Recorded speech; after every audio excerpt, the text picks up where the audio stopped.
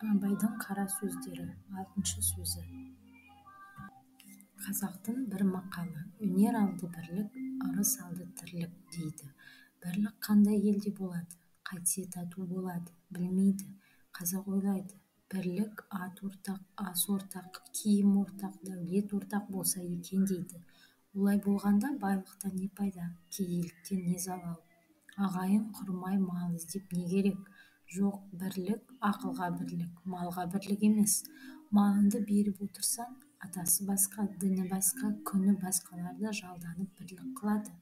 Бірлік малға сатылса, антұрғандықтың басы осы. Ырыс алды тірлік дейді. Ол қай тірлік? Ол осы жан кеудеден шықпағандық па? Жоқ, ондай тірлік итте де бар. Ондай тірлікті қымбат көріп, бұлдаған адам өлімді жау көріп, ахиретке дұшпан болады.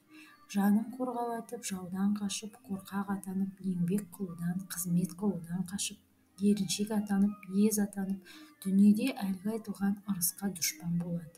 Ол айтқан тірлік олай емес. Көкірегі, көңілі тірі болса, соны айтады. Өзің тірі болсаң да, көкірегің өлі болса, ақыл табуға сөз ұға алмайсың.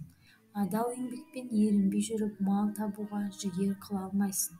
Кеселді жалқау, қылжақбас, әзір тамақ, әзір ас. Сыртың пысық, ішің нас, артын ойлап ұялмас болып жүріп, тірімін деме.